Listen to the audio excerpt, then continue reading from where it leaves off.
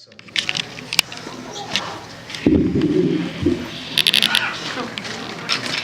There are actually an awful lot of people in this room for me to be up here that don't know who I am, which is kind of interesting.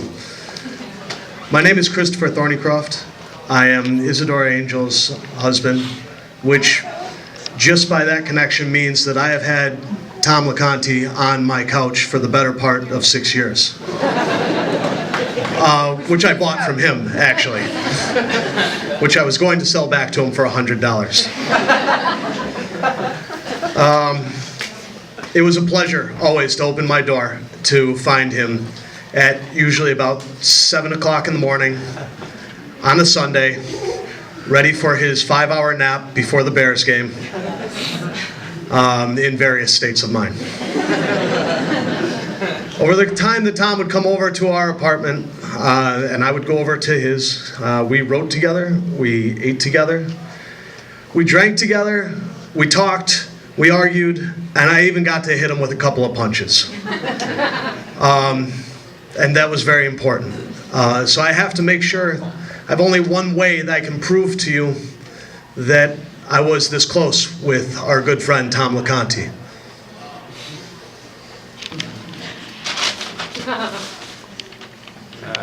Yeah.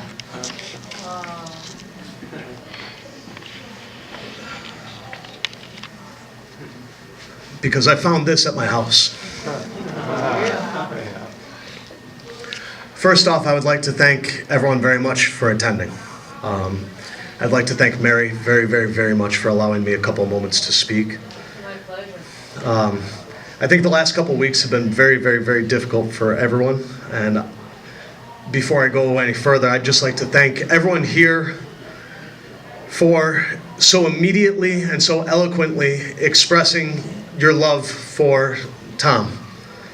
It happened so fast, and to see the outpouring that came out was incredible. Actually, over Thanksgiving, Isadora and I had Tom and some other friends over for dinner, and Tom and I got into a 3-hour argument over the merits of technology and whether or not you could make real connections via the tools we use to communicate digitally with each other. And I argued very, very passionately that that you could not, and that those were not real connections and those were not real relationships. And Tom argued with his trademark, I hear what you're saying, and I agree with where you're coming from, but... And then went on to make the points that you could make these connections. We drained all the bourbon that we could find in the world. Then, of course, there's the morning after New Year's Day, and Tom went on to break Facebook. With the outpouring of grief and condolences and memories, I was heartbroken, and I was watching everything come in, and a part of my brain thought, shit, he was right.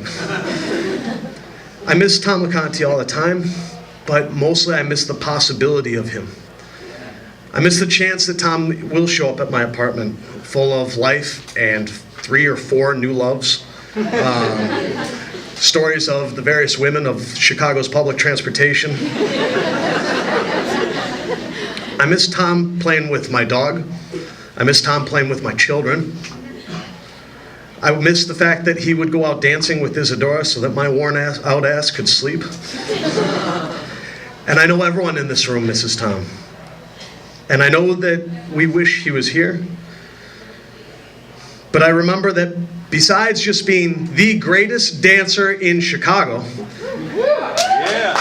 and I know this because I asked him and he told me. And then I asked Tommy, and Tommy said that it was true. And besides being the greatest dancer in Chicago, and besides being a performer and a writer, Tom wanted to be a healer.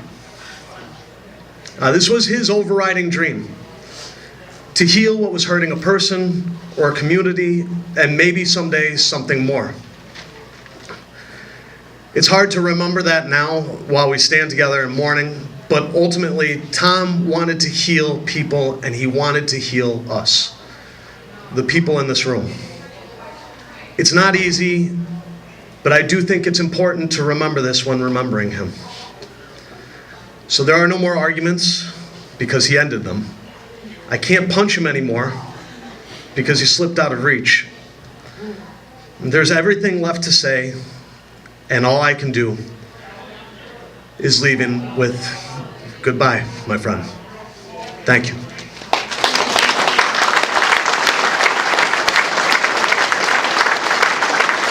We have a video that we're going to put on that was put together by Isadora and by Dave Zimba.